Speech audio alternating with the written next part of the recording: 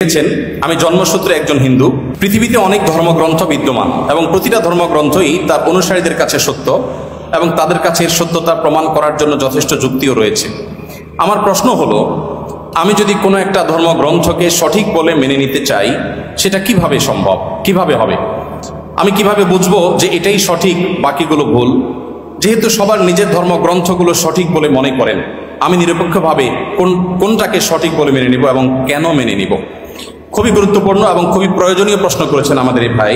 আমি প্রথমে তাকে ধন্যবাদ জানাই তার প্রশ্নটি আমাদের কাছে উপস্থাপন করবার জন্য। আর এর উত্তরে আমরা বলতে চাই যে দেখুন, আল্লাহ রাব্বুল আলামিন প্রত্যেকটা মানুষকে জন্মসূত্রে আল্লাহর ভাষায় আল্লাহ নবী সাল্লাল্লাহু আলাইহি সাল্লামের মাধ্যমে আল্লাহ তাআলা ব্যক্ত করেছেন, ওয়াহী গায়রে মাকতুর মাধ্যমে ব্যক্ত হয়েছে যে কুল্লু মাউলুদিন ইউলাদু আলাল ফিতরা, প্রতিটি মানুষ জন্মসূত্রে ঈমানদার হয়ে জন্মগ্রহণ করে।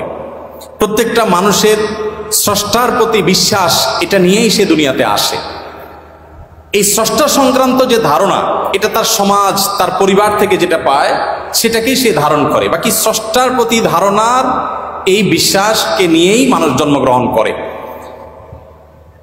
তার বাবা মা সম্পর্কে আল্লাহ নবী সাল্লাল্লাহু আলাইহি ওয়াসাল্লাম বলেছেন, ইল্লা আন্না আবওয়াহু ইয়াহুদানিহি আও ইউনাসসারানিহি আও ইউমাজ্জিসানিহি। মানুষ যে বিভিন্ন ধর্মে অনুসারী হয়, এটা তার পরিবার থেকে যে দীক্ষা পায়, পরিবার তাকে যেদিকে গাইড করে সে সেদিকে যায়। বাকি জন্মসূত্রে সে আল্লাহ বা সৃষ্টিকর্তা যে একজন আছেন, সেই এক সত্তার প্রতি বিশ্বাসী হয়েই জন্মগ্রহণ করে। তারপরে সে ডাইভার্ট হয়ে যায় পারিবারিকভাবে যে গাইডেন্স পায় সেই গাইডেন্সের আলোকে। এখন আপনি যখন প্রাপ্তবয়স্ক হন, আপনি যখন দেখবেন যে একাধিক ধর্মগ্রন্থ বা একাধিক ধর্ম পৃথিবীতে আছে। আল্লাহ তাআলা কোরআনে কারিমে বলেছেন, ইন্নাদ-দীন ইনদাল্লাহিল ইসলাম, আল্লাহর কাছে একমাত্র মনোনীত দিন হলো ইসলাম।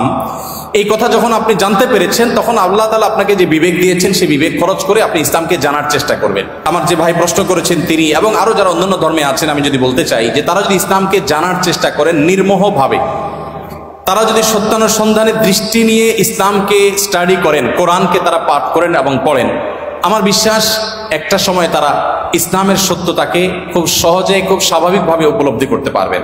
যেহেতু তিনি একজন সৃষ্টিকর্তায় বিশ্বাস করেন, অতএব সৃষ্টিকর্তার কাছে তার আকুতি থাকা উচিত, প্রার্থনা থাকা উচিত, হে মহান সৃষ্টিকর্তা, আপনি আমাকে গাইড করেন এবং নিজের বিবেক, বুদ্ধি সবগুলোকে উন্মুক্তভাবে তিনি ব্যবহার করে তিনি কোরআনকে, আল্লাহর দ্বীনকে তিনি বোঝার চেষ্টা করা দরকার। এটা যে কোনো ধরনের মানুষের জন্যই প্রযোজ্য যে আপনি পারিবারিকভাবে যে দ্বীন পেয়েছেন, সেই দ্বীনকে আপনি রপ্ত করেন, বুঝেন। এর পাশাপাশি আরো যে সমস্ত বিষয় আছে সেগুলো উলামায়ে কেরামের তত্ত্বাবধানে, বিশেষ করে মুসলমান হলে আপনার সেই জায়গাগুলোতে যাওয়ার মতো, বিচরণ করার মতো যথেষ্ট পুঁজি আপনার কাছে থাকবে। অন্য ধর্মাবলম্বী ভাই যারা আছেন তাদেরকে আমরা বলবো যে কোরআন আপনারা নির্মোহভাবে একটু পড়ার চেষ্টা করুন। ফ্রান্সের একজন পলিটিশিয়ান, তিনি একসময় ইসলামের প্রতি অনেক বেশি বিদ্বেষ লালন করতেন। 2009, 10, 11 এই সময়টাতে আমি সোশ্যাল মিডিয়াতে আমার ফেসবুক আইডিতে তার ছবি, নাম দিয়ে অনেক লেখালেখি করেছি তার ইসলাম বিদ্বেষের কারণে, মুসলমানদের প্রতি বিদ্বেষের কারণে। বেশ কিছুদিন পর, বোধহয় গত কিছুদিন আগে, এক ভদ্রলোক আমাকে দেখালেন ইউটিউবে তার একটা ভিডিও। আমি দেখে তো অবাক হলাম যে এই ভদ্রলোক একজন পলিটিশিয়ান ছিলেন, পাওয়ারফুল পলিটিশিয়ান ছিলেন।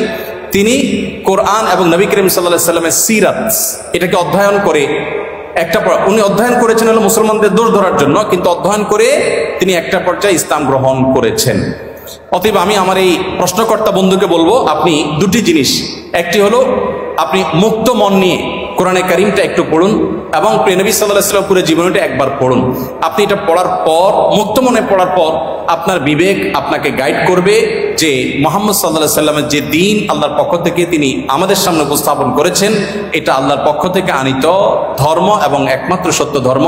এবং ইন্নাদ-দীন ইনদাল্লাহিল ইসলাম, এই আয়াতের মর্ম আপনি উপলব্ধি করতে পারবেন যদি কোরআনটা আপনি নির্মোহভাবে পড়েন এবং নবী সাল্লাল্লাহু আলাইহি ওয়াসাল্লামের সিরাতটা আপনি পাঠ করেন।